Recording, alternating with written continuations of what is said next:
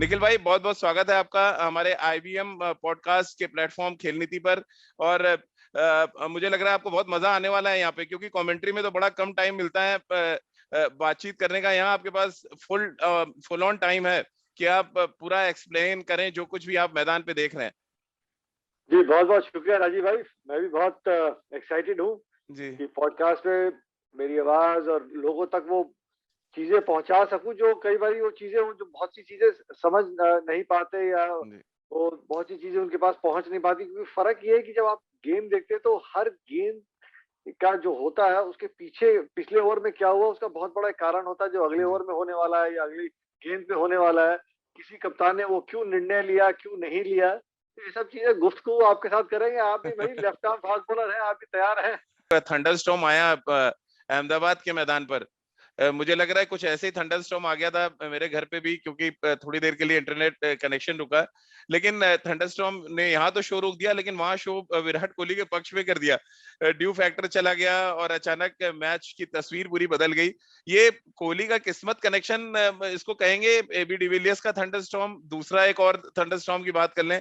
एक ही दिन में दो दो थंडरस्टॉर्म देखा आपने एज अ कमेंटेटर अहमदाबाद के मैदान पर। देखिए, एबी डिविलियर्स की जो बल्लेबाजी रहती है राजीव भाई, वो तो अद्भुत। जिस जी तरीके से वो बल्लेबाजी करते हैं, और कल भी जिस तरीके से उन्होंने आखिरी ओवर में 23 बनाए, तो वो गेम चेंजिंग मोमेंट था। आप जी देखते हैं कि आखिरी ओवर में जहां बाकी सब बल्लेबाज इतनी अच्छी तरीके से उस पिच पे बल्लेबाजी नहीं कर पा रहे, बड़ा मैदान है, ये इंसान मुझे लगता है एक वो स्प्लिट सेकंड ना गेंद को पहले देख लेते हैं, तभी जी इतनी जल्दी पोजीशन में आ जाते हैं। 23 रन आखिरी ओवर में, और वहां से वो मुकाबला फिर पीछे नहीं देखा। और मुझे लगता है कि विराट कोहली की किस्मत की आपने बात की, मजे की बात देखिए, कल मुकाबला आरसीबी जीती है, और लेकिन विराट कोहली का बल्ला शांत रहा है।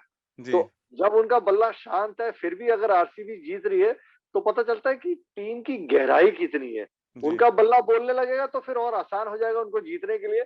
लेकिन एक बतौर कप्तान के लिए और एक एक्स फैक्टर प्लेयर, एक चैंपियन प्लेयर के लिए, उनको खुद वापस ड्रेसिंग रूम में जाके ये महसूस हो रहा होगा कि आज अगर मेरा बल्ला शांत भी रहा है, लेकिन हमारी टीम फिर भी जीती है, और दो इंपॉर्टेंट पॉइंट्स उन्होंने पॉइंट्स टेबल पे दर्ज किया और आगे निकल गए। बिल्कुल। लेकिन एक एक जो हैरानी होती है, अगर हम दो कप्तानों की बात करें यहाँ पे, क्योंकि आप लीड कर रहे होते हैं निखिल भाई, और आप ज्यादा नजदीक से देख रहे हैं, क्योंकि हम सब जो चीजें देखते हैं वो बीच में एड्स आती हैं और तमाम चीजें होती हैं वो रुक जाती हैं, बट आप जो देख पा रहे हैं एज ए कैप्टन, आपको लग रहा है ऋषभ पंत बहुत गलतियां कर रहे हैं जिसका खामियाजा दिल्ली कैपिटल्स उठा रही है। पिछला मैच सुपर ओवर में वो जीत गए, किस्मत थी उनके साथ। आज किस्मत विराट कोहली के साथ थी, गलतियां फिर सेम हुई वैसी। लेकिन इस बार जो है बाजी हाथ से निकल गई दिल्ली कैपिटल्स के। कैसे आप देख रहे हैं ऋषभ पंत की कप्तानी को? ये एज ए, क्योंकि आप दिल्ली से खेले भी हैं और दिल्ली से ऋषभ पंत आते भी हैं, तो ये भी एक कनेक्शन है कि ज्यादा बेहतर तरीके से आप बता सकते हैं ऋषभ पंत क्या कुछ गलतियां कर रहे हैं। देखिए राजीव भाई, गलतियां मैं नहीं कहूंगा, युवा कप्तान है, जी बट उसमें कई बारी क्या होता है कि कितनी बारी वो निर्णय खुद ले रहे हैं। क्योंकि जी आप देखते हैं कि रिकी पॉन्टिंग अगर डगआउट में बैठे हैं तो उनका कितना बड़ा इन्फ्लुएंस रहता है जी बतौर कोच, अगर वो निर्णय ले रहे हैं, या मैदान के बीच में ऋषभ पंत निर्णय ले रहे हैं। मैं मानता हूँ युवा कप्तान है, अभी सीख रहे हैं। बहुत से लोगों को सवाल में दिमाग में यही सवाल चल रहा होगा, अरे भाई वो लास्ट ओवर मार्कस स्टोइनिस से क्यों करवाया, क्या वो गलत से जो है वो जी गलत बैठ गई।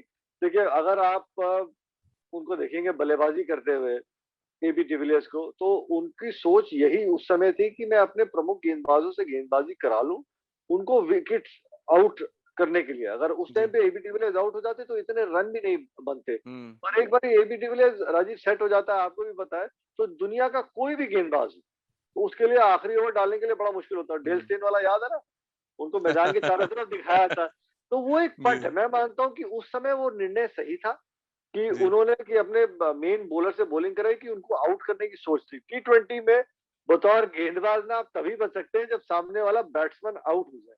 आप बच के नहीं निकल सकते, क्योंकि बतौर टीम आपने अगर अपना ओवर निकाल दिया, आने वाले अगले ओवर में दिक्कतें यही होंगी कि तो फिर किसी और गेंदबाज के ऊपर बिल फटेगा। तो बहुत जरूरी है कि आप अपना काम करें। एक गेंदबाज को 24 गेंदें मिलती है, उसमें वो विकेट निकालने के लिए देखे, तभी कहीं कुछ जाके आपको फायदा होगा। और शायद ये कैलकुलेशन ही है निखिल भाई की जो चीजें आप कैलकुलेट नहीं कर पाते, और अच्छा कप्तान वही है जो कैलकुलेट कर ले। अब कल का जो एग्जांपल अगर हम देखें, यजुवेंद्र चहल ने 2 ओवर में 10 रन दिए, लेकिन उनको बॉलिंग नहीं कराई विराट ने, क्योंकि सामने 2 लेफ्ट हैंडर्स थे। ठीक उसी तरह से वॉशिंगटन सुंदर को उन्होंने 4 ओवर कराए, जो आमतौर पे वो उनके कोटे नहीं कराते हैं। तो ये बड़ा फर्क डाल देता है जब आप एज अ कैप्टन कैलकुलेशन आप मिस करते हैं, और 2 बार से कैलकुलेशन तो मिस हो ही रही है कहीं ना कहीं दिल्ली कैपिटल से। देखिए, मैं कैलकुलेशन नहीं कहूंगा, मैं तो कहूंगा कि बड़ी आक्रामक सोच के साथ उन्होंने कप्तानी की, कि वो अपने जी मेन बॉलर से बॉलिंग कराए और एबी डिविलियर्स को आउट करने को देखे। उस समय कोई भी गेंदबाजी कर रहा होता, आखिरी ओवर में तो दिक्कतें होती। आपकी सिर्फ बतौर जी कप्तान ये है कि जिस तरीके से बहुत बारी हमने देखा कि आईपीएल में कप्तान होते हैं कि अगर कोई नया बैट्समैन आता तो वो अपने एक पार्ट टाइम गेंदबाज का एक ओवर निकाल देते हैं कि एक ओवर निकल गया। बट एबी डिविलियर्स जैसा सामने खिलाड़ी, एक्स फैक्टर वाला खिलाड़ी होता है राजीव भाई, तो उसको आपने आउट करने को ही देखना होता है। युवा जी कप्तान है, अभी तो बहुत कुछ सीखेंगे। हाँ, ये बड़ा हैरानगी वाला होता है, मुझे लग रहा है कहीं ना कहीं थोड़ा सा वो शायद दबाव महसूस कर रहे हैं कि उन्होंने 50 रन की नाबाद पारी खेली, लेकिन उस इनिंग्स में एक भी छक्का नहीं देखा राजीव भाई। जी तो वो मैं कह रहा हूँ कि वहां पे वो थोड़ा सा गियर बदल सकते थे कि उस समय कौन से बॉलर को उनको टारगेट करना है, वो जरूरी है। पर जिम्मेदारी के साथ बल्लेबाजी कर रहे हैं। सिमरन हेटमायर ने एक अच्छी इनिंग खेली, तो दिल्ली कैपिटल्स के लिए भी काफी सारे पॉजिटिव्स थे कि जी उन्होंने भी 50 रन की एक नाबाद पारी खेली। पर हैरानगी ये है कि 2 सेट बल्लेबाज और जी 50 से अधिक रन बनाने के बाद 1 रन से टीम हार जाती है। ये आपको आईपीएल में या किसी भी फॉर्मेट में बहुत कम देखने को मिलेगा। बिल्कुल। और निखिल भाई, इसी बात पे मैं आगे अगर कंटिन्यू करूं, ये बात ऋषभ पंत देख रहे थे कि ज्यादा अच्छा स्ट्राइक कर रहे हैं शिमरन हेटमायर, और 200 से ज्यादा के स्ट्राइक रेट से वो बैटिंग कर रहे थे। तो अगर वो जो 2 रन भागे थे, अगर वो 1 रन लेते तो शायद ज्यादा बेहतर होता। एज अ कैप्टन ये डिसीजन ले सकते थे कि स्ट्राइक जो है शिमरन हेटमायर ने, क्योंकि 2 जो फुल टॉस बॉलें मिस हुई है, हो सकता है वो हेटमायर बाहर मार देते दोनों गेंदे। हाँ राजीव भाई, आप ऐसे सोच सकते हैं, लेकिन हमेशा ना आसान होता है खेल के बाद। आपको भी पता है कि हम लोग कह सकते हैं कि अगर उस समय 1 रन रहते तो ज्यादा गेंदे वो जी खेलते सिमरन हेटमायर। क्या पता कि अगर सिमरन हेटमायर आउट हो जाते फिर, जी कि वो 1 रन क्यों भागे, ऋषभ पंत से बेहतर बल्लेबाज कौन है? क्योंकि हेटमायर ने इससे पहले कोई भी ऐसी बड़ी इनिंग खेली नहीं आईपीएल में। कम से कम ऋषभ पंत का बल्ला बोल रहा था, कुछ समय उन्होंने क्रीज पे बिताया है पिछले कुछ मैचेस में। तो हमेशा हम लोग बात करते हैं ना, जो लोग नहीं समझ पाते कि जी भाई उस समय ये होता तो ये ऐसे हो सकता है। तो हाइंडसाइड में क्रिकेट और खेल हमेशा आसान रहता है, ये आपको भी पता है। तो कहते हैं ना, चाय की चुस्की लेके मजे लेके बात करते रहते हैं, अरे उसको 2 बॉलें और मिल जाती जी तो ये हो जाता। ये खेल है, उस टाइम हीट है, तो मोमेंट में आपको निर्णय लेना होता है। एड्रेनलिन चल रहा होता है तो बड़ी दिक्कत होती है आपको।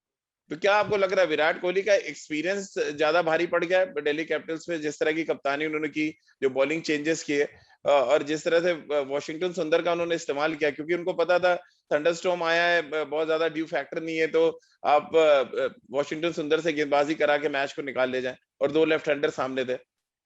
देखिए, वॉशिंगटन सुंदर इस समय अपने करियर के एक अच्छे दौर से गुजर रहे हैं। जी सामने 2 लेफ्ट हैंडर्स हैं, जिस तरीके से वो गेंदबाजी करते हैं, हाई आर्म एक्शन है, अतिरिक्त उनको उछाल मिल रहा था।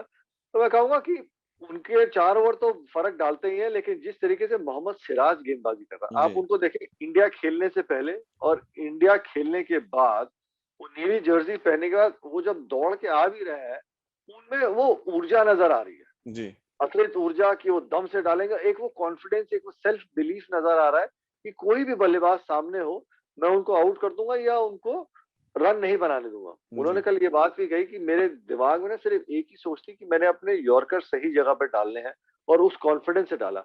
आप बतौर गेंदबाज उस समय उस नाजुक मोड़ पे मुकाबले के, अगर आपका दोहरा मन चल रहा हो कि यहाँ डालूं वहां डालूं, तो वहां दिक्कत होती है। और दोनों तरफ जब प्रेशर होता है, तो आपको वही चीज बचा के लेके जाती है कि आप किस गेंद को डाल रहे हैं और कितने कॉन्फिडेंट से अपने आप को बैक कर रहे हैं। तो मैं जी मानता हूँ सिराज भी बहुत बढ़िया गेंदबाजी कर रहे हैं इस समय। और हर्षल पटेल का, जनाब का तो समय ही कुछ अलग चल रहा है, जो मर्जी कर दे, कटोरी डाल दे, जो मर्जी कर दे, वो विकेट चटका रहे हैं। बिल्कुल। और निखिल भाई, सबसे इंपॉर्टेंट फैक्टर क्या, दिवाली के दिन जब आप 3 पत्ती खेलते हैं फैमिली के साथ, तो ये होता है ब्लाइंड बहुत ज्यादा खेला जाता है। तो विराट कोहली लग रहा है हर्षल पटेल में ब्लाइंड बहुत खेल रहे हैं इस टूर्नामेंट में। 2 बड़ी कीमती विकेटें फिर ले गए इस मैच में वो।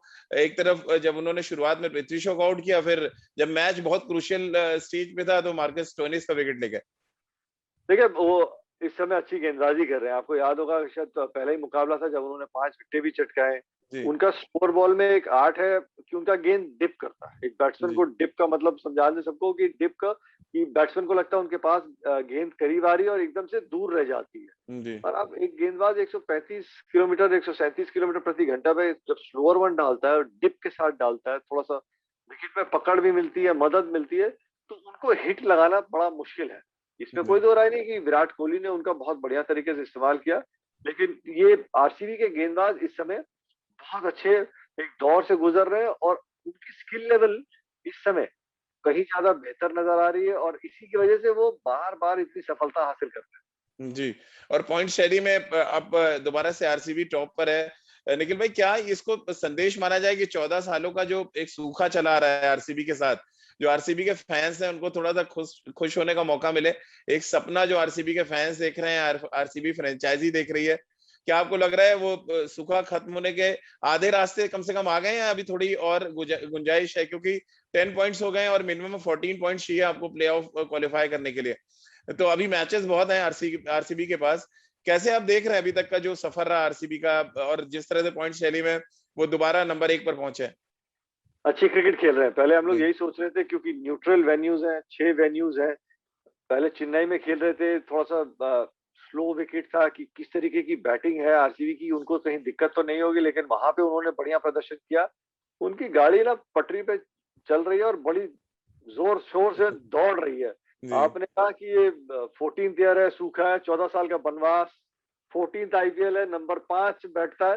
तो मुझे लगता है जी हाँ, आरसीबी के फैंस जो है राजीव भाई खुश हो सकते हैं जी, कि ये टीम इस साल कुछ ना कुछ बढ़िया कारनामा करेगी, क्योंकि गेंदबाजी का डिपार्टमेंट देख लें, बल्लेबाजी का डिपार्टमेंट देख लें, हर क्रम में वो मजबूती नजर आ रही है। और अच्छी बात यह है कि बल्लेबाजी में ग्लेन मैक्सवेल बिग शो के नाम से जाने जाते हैं। पिछले जी, कई साल सीजन से ना नो शो हो रहा था, इस साल वो शो नजर आ रहा है, उनके बल्ले से रन निकल रहे हैं। तो थोड़ा सा दबाव भी कम महसूस कर रहे होंगे विराट कोहली। जी। Devdutt Padikkal top of the innings में बढ़िया अंदाज से बल्लेबाजी कर रहे हैं, गेंदबाजी का क्रम मजबूत नजर आ रहा है। तो मैं मानता हूँ ये टीम में वो दमखम है आखिरी 2 तक पहुंचने की। बिल्कुल। और निखिल भाई, थोड़ा डगआउट की भी बात करेंगे, क्योंकि डगआउट और ड्रेसिंग रूम दो ऐसी जगह होती हैं जहां तक हम लोग नहीं पहुंचते, आप लोग के व्यूज ज्यादा इंपॉर्टेंट हो जाते हैं। डगआउट में रिकी पॉन्टिंग, मोहम्मद कैफ एक तरफ बैठे हुए नजर आते हैं, दूसरी तरफ माइक हैसन है, जो बहुत ही काम और कूल कलेक्टिव है। और क्या ये बड़ा फर्क डाल रहे हैं? थोड़ा सा एग्रेशन ज्यादा नजर आ रहा है दिल्ली कैपिटल्स से में, थोड़ा बिखरा हुआ लग रहा है डगआउट, जहाँ पे रिकी पॉन्टिंग के एक्सप्रेशंस थोड़ा सा दबाव क्रिएट कर रहे हैं कप्तान और टीम पर। वहीं दूसरी तरफ हम देखें, माइक हैसन है जो पिछला मैच बहुत बड़े अंतर से हारे थे चेन्नई से, लेकिन टीम फिर वापस आती है कमबैक करके और अच्छा मैच जीतती है। ये कितना रोल हो जा रहा है डगआउट का और ड्रेसिंग रूम का? अजय भाई, सबसे मजेदार बात है, सबको इसका मजा भी उठा सकते हैं। आपको लगता जी। है कि माइक हैसन या साइमन कैटेज कुछ कह सकते हैं विराट कोहली को? जी, देखिए, फर्क ये है, एक तरफ युवा कप्तान है, इसमें कोई दो राय नहीं, और साथ में दूसरी तरफ रिकी पॉन्टिंग है। रिकी जी, पॉन्टिंग अपना अनुभव जरूर शेयर कर रहे होंगे ऋषभ पंत से, लेकिन मैं उम्मीद करता हूँ कि ऋषभ पंत उनकी टीम है और वो जी, अपनी टीम के हिसाब से वही निर्णय लें, चाहे सही वो बैठे या गलत हो। पर वो खिलाड़ी, उसका दिमाग इतना अच्छा है, मैं तो उनको 17 साल की उम्र से जानता हूँ। वो एक बहुत ही आक्रामक अंदाज से वो क्रिकेट खेलना चाहते हैं, हमेशा अपने आप को बैक करते हैं मुकाबले जिताने को, कब किस समय क्या निर्णय लेना है। मैं मानता हूँ कि जैसे हमेशा क्रिकेट में होता है कि पहले टीम कप्तान की होती है, उसके बाद सपोर्ट स्टाफ आता है। उम्मीद करता हूँ कि जी, उसी अंदाज से ऋषभ पंत टीम चलाए, जैसे विराट कोहली चला रहे हैं, महेंद्र सिंह धोनी चला रहे हैं। अभी उनकी तुलना नहीं कर सकते क्योंकि उनका पहला सीजन ही है, लेकिन इन लोगों के साथ उन्होंने ड्रेसिंग रूम शेयर किया है। उनसे जी, उम्मीद करता हूँ कि बहुत कुछ सीखा कि कप्तान ही टीम चलाएगा, सपोर्ट स्टाफ उनको सिर्फ सपोर्ट करेगा, और जी। यही फर्क है। और मैं समझ सकता हूँ कि रिकी पॉन्टिंग इतने नामी खिलाड़ी हैं, लेजेंडरी खिलाड़ी हैं, वो अपना अनुभव शेयर करें, लेकिन निर्णय जो है वो ऋषभ पंत को लेने दें। टीम कहीं जी, ज्यादा बेहतर चलेगी और टीम का माहौल भी कहीं ज्यादा बेहतर रहेगा। बिल्कुल। चलिए अब आज के मुकाबले की भी बात कर लेते हैं, क्योंकि बात महेंद्र सिंह धोनी की छेड़ दी थी आपने निखिल भाई, कि महेंद्र सिंह धोनी और विराट कोहली अपनी टीम खिलाते हैं। तो महेंद्र सिंह धोनी आज मैदान पे होंगे। मुकाबला दिल्ली में होना है, आपके शहर में होना है, हमारे शहर में होना है। और सामने होगी हैदराबाद की टीम। एक टीम पॉइंट शैली में टॉप पर जाना चाहती है और नीचे दूसरी टीम है जो जमीन पे पड़ी हुई है और उसको ऊपर उठना है, एसआरएच की हम बात करें। और वापस वही बात आ जाती है निखिल भाई, क्योंकि एक बड़ा स्टेटमेंट दे दिया सनराइजर्स हैदराबाद के कैप्टन डेविड वार्नर ने। उनसे जब पूछा गया कि मनीष पांडे को आपने क्यों ड्रॉप किया है, तो उनका ये कहना था सिलेक्टर्स का ये फैसला है, उनका नहीं। तो ये पब्लिक प्लेटफॉर्म पे आके ये एक कप्तान का ये बयान अपने आप ये दर्शाता है कि टीम में कितनी खलबली मची हुई है। दूसरी तरफ महेंद्र सिंह धोनी की टीम है जो 5 मैच में 4 मैच जीतकर पॉइंट शैली में ऊपर की तरफ जाने के लिए बिल्कुल बेताब है। दो डिफरेंट कैप्टन। सबसे पहले तो डेविड वार्नर ने जो बयान दिया, मैं उस पर आपका एक रिएक्शन चाहूंगा। देखिए, डेविड वार्नर जब ऐसे कोई भी कप्तान निर्णय मतलब पब्लिक प्लेटफॉर्म पे आके बोलना जी, निर्णय लेते हैं कि वो उनका निर्णय है या सिलेक्टर का, तो ये मुझे लगता है कि अपनी जगह बचा रहे हैं जी, अपनी कुर्सी बचा रहे हैं। क्योंकि पब्लिक प्लेटफॉर्म पे आके बतौर कप्तान ये थोड़ी ना कह सकता है कि सिलेक्टर्स ने, आईपीएल में कौन से सिलेक्टर, आपको बतौर कप्तान ये निर्णय लेना चाहिए कि भाई वो इंडिया का प्लेयर है, कई बारी ऊपर नीचे उतार चढ़ाव हो जाते हैं, उनका बहुत ही अनुभव है, वो मुकाबले आपको जिताएंगे, और आप अपने प्लेयर को बैक कीजिए। आप ऐसे पब्लिक प्लेटफॉर्म में आके किसी भी खिलाड़ी के लिए नहीं बोल सकते, अपनी टीम के खिलाफ नहीं बोल सकते। आप कप्तान है, आप लीडर है, सही हो गलत हो आप बोले नहीं जी मेरा निर्णय था, हमने उनको एक मैच के लिए रेस्ट किया था ताकि वो सोच सके, गेम को थोड़ा बाहर से देख सके, या उनको खिलाते रहते बोले नहीं मेरे को उनकी कला में पूरी तरीके से भरोसा है। क्योंकि आपके पास जो रिप्लेसमेंट के विकल्प भी हैं, वो कौन से ऐसे खिलाड़ी हैं जो आपको मुकाबले जिता रहे हैं। आपको बड़े मजेदार एक किस्सा बताता हूँ। ऋतुराज गायकवाड़ जब रन नहीं बना रहे थे तो महेंद्र सिंह धोनी उनको पूरी तरीके से बैक कर रहे थे, उनकी कला को बैक कर रहे थे। आज उनको देखे बल्लेबाजी वो करने आते हैं, वो निडर होकर खिलाड़ी खेल रहा है। तो उनको पता है कि बतौर कप्तान कि मेरा कैप्टन जो है मुझे पूरी तरीके से बैक करेगा। तो एक युवा खिलाड़ी के मन से ना वो डर निकल जाता है कि मैंने अपने 30-35 रन बना के अपनी जगह बचानी है। अब वो खेलता है कि मैंने अपना ऐसा योगदान करना है कि मैं मुकाबले जिता सकूं। अब डेविड वार्नर एक तरफ, आपने मनीष पांडे को जो भारत के खिलाड़ी रह चुके हैं और बढ़िया प्रदर्शन कर रहे हैं, आपने उनको बाहर कर दिया। पब्लिक प्लेटफॉर्म में आके बोल दिया नहीं जी मेरा निर्णय नहीं था, तो चयन करता, तो चयन करता और सपोर्ट स्टाफ टीम चला रहे हैं। तो भाई डेविड वार्नर से अच्छा तो केन विलियमसन को आप कप्तान बना दीजिए, वो कहीं बेहतर एक कप्तान रहेंगे। तो कहीं ऐसा तो नहीं आपके साथी जो है कमेंट्री करते हैं वीवीएस लक्ष्मण, वो इन्फ्यूज ज्यादा अपना असर दिखा रहे हैं निखिल भाई, और सीधा इशारा मुझे लग रहा है वीवीएस लक्ष्मण और मुरलीधरन की तरफ था उनका। वीवीएस लक्ष्मण राजीव भाई जो वो आदमी है ना, वो गऊ आदमी है, वो टीम हित के ही सारे फैसले करेंगे। मैं मानता हूँ ये फैसला अगर उन्होंने लिया होता तो वो सामने आके कहते कि हम लोगों ने यही फैसला किया है टीम के फेवर के लिए, कि at the end of the day कि हम चाहते हैं कि वो एक आधा गेम रेस्ट कर ले। लेकिन ये निर्णय मैं बता सकता हूँ वीवीएस लक्ष्मण का नहीं है। अगर उन्होंने लिया होता तो वो आके सामने से बोलते। वो शख्स जो है ना पीठ पीछे कुछ नहीं करता, वो गऊ आदमी है, वो मतलब बिल्कुल पानी की तरह साफ रहते हैं, बिल्कुल ट्रांसपेरेंट। तो ये मैं कहता हूँ कि डेविड वार्नर बतौर कप्तान अपनी टीम को कहीं ज्यादा बेहतर तरीके से चलाने को देखे, क्योंकि बहुत जरूरी है कि आप जो फैसले लेते हैं बतौर कप्तान, आप सिर्फ 11 के लिए नहीं ले रहे, आपके पास जो बाकी के 14 बैठे हैं ना, जो यंगस्टर्स, आप जो फैसला लेते हैं तो वो एक बड़ा साइलेंट मैसेज भी जाता है आपके ड्रेसिंग रूम में। ड्रेसिंग रूम अब अगर आपका कॉन्फिडेंट नहीं रहेगा तो आपकी दिक्कतें रहेंगी, क्योंकि फिर आने वाले खिलाड़ी ने भी तो खेलना है कि अरे भाई 30-40 रन बना के यहाँ पे अगर आप मैच नहीं जिताते तो आप बाहर बैठ जाओगे, या आपका क्या किस तरीके से आपको कैप्टन बैक कर रहा है।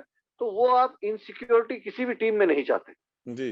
और सनराइजर्स हैदराबाद के साथ निखिल भाई परेशानी ये है कि एक मैच और हारे तो फिर उनको हर मैच जीतना पड़ेगा।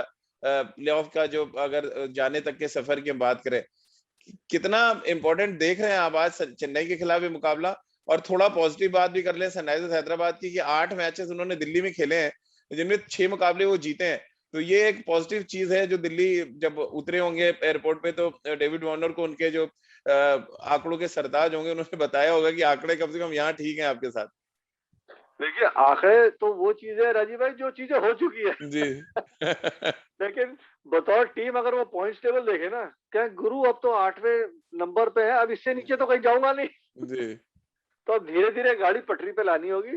वो ऑलरेडी डेंजर जोन में चल रहे हैं, और बहुत बड़ा कारण ये भी है कि आप जो पहले टीम कॉम्बिनेशन खिला रहे थे वो सही नहीं बैठ रही थी। जीत पहले कहाँ से स्टार्ट होती है? जब आप टीम कॉम्बिनेशन खिलाते हैं, अपने खिलाड़ियों को बैक करते हैं। जी बहुत से लोगों के दिमाग में ये भी सवाल रहा होगा, सुपर ओवर में जो आदमी उस विकेट पे सामने छक्के मारा था, जॉनी बेस्टो, उनको बैटिंग नहीं मिली। जॉनी बेस्टो का जी शक्ल आपने देखी थी कि उस समय केन विलियमसन ने रन अच्छे बनाए। डेविड वार्नर की जगह मैं कहता हूँ केन विलियमसन और जॉनी बेस्टो के साथ पारी की शुरुआत करते। एक उनके पास मैच विनर है मतलब और निखिल सब भाई आपकी माने तो आप कप्तान को ही ड्रॉप कर देंगे आज। नहीं, कप्तान को ड्रॉप मैं इसलिए नहीं करूंगा क्योंकि बड़ा फर्क रहता है कि जी आप अगर देखिए, फैसले हर आदमी इंसान है, उसमें कई बार गलत हो जाते हैं, लेकिन अपनी जिम्मेदारी किसी और के सर पे ना थोपिए। अगर जी कुछ गलत हो गया तो आप कह रहे हैं किसी सिलेक्टर की वजह से उनको ड्रॉप किया है। अगर जीत जाते वो फैसला सही होता तो ये जो सारा जो क्रेडिट है डेविड वार्नर अपने सर पे ले लेते। तो इस जी किस्म के खिलाड़ी अब मैं पसंद नहीं करता। मैं चाहता हूँ कि वो टीम अच्छे से चलाए और यंगस्टर्स के अंदर कॉन्फिडेंस फूके, जी क्योंकि सारी की सारी जिम्मेदारी जो है अब मुझे लगता है कि जॉनी बेस्टो, केन विलियमसन और अब राशिद खान, उन्होंने बाकी भारतीय खिलाड़ियों में वो कॉन्फिडेंस वो डाल ही नहीं पा रहे। मैं समझ सकता जी हूँ कि उनका भी सोच ये होगा कि जो यंग खिलाड़ी हैं, भारतीय खिलाड़ी, वो भी प्रदर्शन नहीं कर पा रहे, लेकिन बहुत जरूरी है आप पता करें भाई टीम तो एक ही है, क्यों नहीं कर पा रहे? क्या टेक्निक की वजह से है कि या मेंटल इशू की वजह से? मैं मानता हूँ टेक्निक की इशू नहीं है, विकेट जी अच्छे हैं। आप अपने प्लेयर्स में वो कॉन्फिडेंस फूकेंगे, यही भारतीय खिलाड़ी आपको मुकाबले जिता के देंगे। जी वो कहते हैं ना कैप्टन राजीव भाई, जैसे सौरव गांगुली थे, तेंदुलकर, जी आपके पास महेंद्र सिंह धोनी। आपको पता होना चाहिए मैं अपने किस खिलाड़ी के कान में क्या कहूं ताकि उसका मैं बेस्ट निकाल सकूं। ये जी भी एक कप्तानी की एक आर्ट होती है, मैन मैनेजमेंट। तभी आप अच्छे कप्तान बनते हैं। बिल्कुल। और महेंद्र सिंह धोनी शायद इसी के एकदम उल्टा है, क्योंकि एक बार हरभजन सिंह से पूछा गया निखिल भाई कि चेन्नई सुपर किंग कौन चलाता है, तो उनका जवाब था महेंद्र सिंह धोनी। वो टीम मैनेजमेंट भी है, वो कोच भी है, वो कप्तान भी है और वही टीम चलाते हैं। तो ये बड़ा फर्क है, क्योंकि अगर हम दुबई यूएई में जो आईपीएल खत्म हुआ उसको याद करें, टीम 7वें नंबर पे, आज टीम दूसरे नंबर पे। अभी तक जो 22 मैचों का अभी तक का सफर रहा है आईपीएल सीजन 14 में। और ये दर्शाता है कि कितनी जल्दी चेन्नई सीखती है, और इसका बड़ा रीजन ये है कि उनके पास महेंद्र सिंह धोनी है। देखिए, महेंद्र सिंह धोनी का बड़ा सिंपल रहा है, इसीलिए एक समय आप देखें वो सबसे सफल टीम थी। 3 जी दफा वो आईपीएल जीत चुके हैं। पिछले साल को आप अगर हटा दें तो हर साल वो क्वालिफाई किए हैं। उसका एक बहुत बड़ा कारण है, चीजें सिंपल रखते हैं। उनको पता है कि मैंने कौन से गेंदबाज से कौन से ओवर में गेंदबाजी करानी है। अगर किसी भी एक खिलाड़ी की कला में उनको भरोसा देना होता है तो वो देते हैं। उनकी जी कला अगर है, उसको प्रदर्शन किस तरीके से कौन से प्लेयर से निकालना है, तो वो पूरी तरीके से बैक करते हैं। किसी प्लेयर को जल्दी से ड्रॉप नहीं करते और जल्दी से खिलाते नहीं। उससे होता क्या है कि आपके टीम में एक वो सेंस ऑफ सिक्योरिटी रहती है जो कि जी यंगस्टर की, जब मेरे को मौका मिलेगा तो मेरे को पूरी तरीके से बैक किया जाएगा। ऐसा नहीं होगा कि अगर मैं भगवान ना करे 2 मैचेस में अच्छा नहीं करूं, 3 मैचेस में अच्छा नहीं करूं तो मुझे बाहर कर देंगे। महेंद्र सिंह जी धोनी ऐसे नहीं करते। जब खिलाएंगे तो आपको पूरी तरीके से चांस देंगे। अब दीपक चाहर को देख लीजिए आप, उसी जी टीम में है। उनका बतौर गेंदबाज रोल क्या है? वो अपने 4 ओवर शुरुआत में ही खत्म कर देते हैं। और दीपक चहर ने कहीं कहा भी था कि जी मैं स्लो ओवर में डाल सकता हूं, तो उन्होंने कहा नहीं, तुम्हारे हाथ में जो कला है, तुम बॉल को स्विंग करा सकते हो, तुम नई बॉल से अपने ओवर खत्म करके साइड हो जाओ। हम्म, तो साफ पता चलता है एक कप्तान को पता है कि मैंने एक बॉलर से कैसे काम निकालना है, उसका क्या रोल है टीम में, बतौर बैट्समैन उस खिलाड़ी का क्या रोल है। रविंद्र जडेजा को देख लीजिए, वो जी आज की डेट में एक अलग किस्म के अपने आप में एक एक्स फैक्टर प्लेयर बन गए। उनकी बैटिंग की कला देख लीजिए, गेंदबाजी देख लीजिए, फील्डर वो गोली हमेशा से रहे हैं। तो किस तरीके से अपनी टीम में वो पूरी तरीके से कॉन्फिडेंस और पॉजिटिविटी लेके चलते हैं, यही फर्क है। बिल्कुल। और राशिद खान का सही तरीके से आपको लग रहा है निखिल भाई यूज भी नहीं कर पा रहे डेविड वार्नर। अभी तक जो 5 मैचेस खेली है सनराइजर्स हैदराबाद, हमने किसी भी मैच में नहीं देखा कि राशिद खान ने आके पावर प्ले में बॉल डाली हो। अब ये क्या गेंदबाज मना कर देता है कि मैं पावर प्ले में नहीं डालूंगा, या कप्तान उनको सही तरीके से यूज नहीं कर रहा है? क्योंकि जब आपके सबसे मेन बॉलर वो हैं और वो इम्पैक्ट डाल सकते हैं। देखिए खान साहब तो ऐसे 4 ओवर में 20 रन देके 1 विकेट लेके निकल जाएंगे हर बार। आप सही तरीके से यूज कब कर रहे हैं उनका, ये बड़ा इंपॉर्टेंट हो जाता है। और फिर वही बात आ जाती है कि कैलकुलेशन और कैप्टेंसी में आप कब अपना दांव चलते हैं। क्या ये भी एक बड़ी मिस्टेक है सनराइजर्स हैदराबाद की तरफ से, राशिद खान का सही तरीके से इस्तेमाल ना करना? देखिए, मैं बिल्कुल मानता हूँ। आप उनको इस्तेमाल कीजिए अगर कहीं ज्यादा रन बन जाते हैं 2-3 ओवर में, तो आप उनको ला सकते हैं, क्योंकि जी आप ऊपर से एक्स फैक्टर प्लेयर को आउट करने जाएंगे तो आपके पास कहीं एक बेहतर ऑप्शन है मुकाबले जीतने के लिए। लेकिन जी आजकल जो ये स्टैट्स वाले हैं, ये जो मैचअप्स होता है जो बताता है कि कौन से गेंदबाज ने अगर कौन से जी बैट्समैन के खिलाफ गेंदबाजी की है, रन नहीं बनाए, उनका स्ट्राइक रेट गिरता है, तो वो बड़ा एक मैकेनिकल कैलकुलेशन के हिसाब से ना कप्तानी हो रही है, जी इसीलिए वो कप्तान जो है वो ज्यादा सफल नहीं रह पाते। आप इसी आईपीएल में देख लीजिए, महेंद्र सिंह धोनी कभी भी वो कैलकुलेशन से नहीं चलते, रोहित शर्मा को देख लीजिए वो कैलकुलेशन से नहीं चलते, गेम को रीड करते हैं, विराट कोहली को देख लीजिए वो गेम को रीड करते हैं। हाँ, वो कैलकुलेशन आप समझ सकते हैं, आप देख सकते हैं, उसके बाद गेम किस तरीके से चल रहा है, आपको गेम को रीड करना बहुत जरूरी है, सिचुएशन के हिसाब से आपको वो एक्स फैक्टर गेंदबाज है, हर टीम उनको संभल के खेलना चाहती है, क्योंकि समझते हैं कि इनको 4 ओवर में 20 रन 24 रन रन बॉल निकाल लीजिए, विकेट नहीं दीजिए, तो बाकी के आप गेंदबाजों के ऊपर आप अटैक कर सकते हैं और कहीं ना कहीं आप उनके खिलाफ तेजी से रन भी बना सकते हैं। पर राशिद जी खान को आपने विकेट नहीं देनी, सेट बैट्समैन है, तो फिर दूसरे छोर से दिक्कत होती है। तो आपका काम है कि वो 24 गेंदे जो है ना राजीव भाई, बतौर जी कप्तान 24 गेंदे राशिद खान की किस तरीके से आप यूज करते हैं, किस समय आप उनको लेके आते हैं, वो बहुत एक सेंसिटिव डिसीजन है। और वो कैलकुलेशन जो बाहर से है ना, वो नहीं, आप जी बीच में खड़े हैं, आप बीच में से गेम को रीड कीजिए। जी, तो चलिए आप बीच की बात कर रहे हैं निखिल भाई, तो फिर 22 गज की पट्टी की भी बात कर लेते हैं। वैसे तो नाम फिरोजशाह कोटला हुआ करता था, लेकिन नाम बदल चुका है स्टेडियम का, अब अरुण जेटली स्टेडियम है। लेकिन क्या, दो सवाल है इसी से जुड़े हुए, क्या पिच बदलेगी निखिल भाई यहाँ की? क्योंकि आपने तो सारी क्रिकेट खेली है फिरोजशाह कोटला पे, आप पिच को ज्यादा बेहतर तरीके से समझते हैं, नंबर एक। और दूसरा, टॉस कितना इंपॉर्टेंट होगा? क्योंकि क्या आपको लग रहा है दिल्ली में भी वो ड्यू फैक्टर होगा? और अगर नहीं होगा तो फिर टॉस कितना इंपॉर्टेंट हो जाएगा यहाँ पे, दोनों टीमों की ताकत देखते हुए? क्योंकि 71% जो मैचेस हैं वो चेन्नई ने जीते हैं सनराइजर्स हैदराबाद के खिलाफ। देखिए राजीव भाई, मैं मानता हूँ कि टॉस ओस तो नहीं होगी, टॉस में हाँ ये जरूर है कि टीमें चेस करना पसंद करेंगी। जी और यहाँ दिल्ली का विकेट जो रहेगा, आप देखेंगे कि square of the wicket run जो है वो चौके छक्के कम लगेंगे, जी सामने छक्के ज्यादा लगते हैं। उसका कारण ये है, अगर मिट्टी नहीं बदली है, थोड़ा सा यहाँ पे ना उछाल कम रहता है, जी तो सीधे बैट से आप अगर बतौर बैट्समैन बल्लेबाजी करेगा, सामने छक्के लगेंगे चौके लगेंगे, आसान हो जाएगा। वो अलग बात है कि कोई तेज गेंदबाज आके शॉर्ट पिच गेंद डाले या बाउंसर डाले तो उसको उछाल नहीं है, तब आप स्क्वायर ऑफ द विकेट खेल सकते हैं। लेकिन जी बतौर स्पिनर आपको जो वैल्यू फॉर शॉट्स मिलेंगे स्पिन के खिलाफ, या बतौर बैट्समैन जब आप गियर बदल के बैटिंग करना चाह रहे हैं, कि जितना वी में खेलेंगे उतना आपको सफलता यहाँ दिल्ली की विकेट में मिलेगी। जी एक और अंतिम सवाल निखिल भाई, कि मोइन अली अब फिट हो चुके हैं, और क्योंकि हम दिल्ली की पिच की बात करें, थोड़ा स्पिन फ्रेंडली भी रहती है जो हमने देखा है, और आप कह रहे हैं ड्यू फैक्टर नहीं है, क्या आप उनको प्लेइंग 11 में दोबारा देख रहे हैं? जिस तरह का कंट्रीब्यूशन उन्होंने नंबर 3 पे दिया है, और थोड़ा आउट ऑफ फॉर्म लगे सुरेश रैना, नंबर 4 पे शॉर्ट पिच गेंदबाजी से उनको घेरा भी गया है, तो ये क्या एक फैक्टर होगा कि एक एडिशनल ऑलराउंडर खिलाएंगे? क्योंकि अगर हम चेन्नई की टीम देखें, ऐसा लगता है इतने ढेर सारे ऑलराउंडर्स हैं, इतने ऑप्शन लेके महेंद्र सिंह धोनी चलते हैं, जितना कोई ऑप्शन मुझे लग रहा है बाकी की 4-5 टीमों को मिला ले तो नहीं होगा। नहीं नहीं, मैं मानता हूँ मोइन अली एक ऐसे खिलाड़ी है, वो एक्स फैक्टर प्लेयर है, जो जी उस खिलाड़ी का ड्यू है ना, वो राजीव भाई उनको मुझे लगता है इस साल मिलेगा। जी बहुत बढ़िया बल्लेबाज है, गेंदबाज, जब वो बॉलिंग करते हैं उनके हाथ से गेंद बहुत अच्छा निकलता है, जितना घुमाव उनकी गेंद में, वो वाकई काबिले तारीफ है। तो मैं तो देखता हूँ अगर फिट है तो वो एक अहम हिस्सा होगा पूरे सीजन के लिए। आप देखेंगे कि 3 नंबर पे आके वो ताबड़तोड़ अंदाज से बल्लेबाजी करेंगे। जी तो आज आज का दांव किस पर होगा निखिल भाई? दिल क्या कहता है, दिमाग क्या कहता है, दोनों ही बता दें।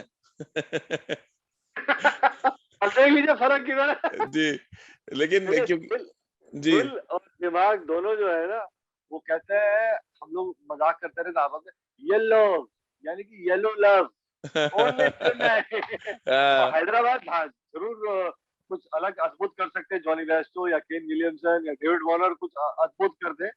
बट यार चेन्नई की टीम महेंद्र सिंह धोनी, आप समझ लीजिए 11 नहीं जी 14, क्योंकि चाचा चौधरी का दिमाग रखते हैं, वो फंसा के रखेंगे गेम।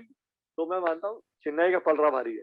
बिल्कुल। और गैंग्स ऑफ वासेपुर का अगर डायलॉग याद करें तो शायद सनराइजर्स के फैंस यही कह रहे होंगे कि इनसे ना हो पाएगा। अब ये देखना है कि डेविड वार्नर इस डायलॉग को किस तरह से बदलते हैं, और धोनी के दिमाग के सामने, धोनी के कॉम्बिनेशन के सामने हैदराबाद क्या कुछ नया लेके आती है, ये भी सबकी नजरें इस पर टिकी होंगी।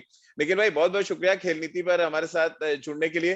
खेल नीति पर आप भी हमारे साथ रोज जुड़ सकते हैं 9:15 पर, सिर्फ IVM यूट्यूब और IVM फेसबुक पेज पर। इसके अलावा आप मेरे साथ भी जुड़ सकते हैं, निखिल भाई का भी मैं ट्विटर हैंडल बहुत जल्दी आपके साथ शेयर करूंगा, आप अपने सवाल उनको भेज सकते हैं।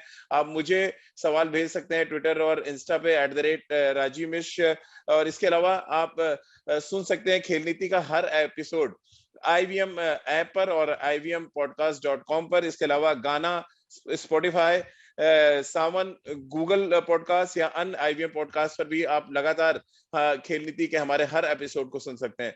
तो हमारे तमाम दर्शक श्रोताओं का बहुत बहुत शुक्रिया। और निखिल भाई के साथ लगातार हम जो IPL की अंदर की बातें हैं वो आपको लगातार बताते रहेंगे। मैदान पे क्या कुछ हुआ जो आप नहीं देख पाए, उससे भी आपको लगातार रूबरू कराते रहेंगे। तो आपका बहुत बहुत शुक्रिया हमारे साथ जुड़ने के लिए।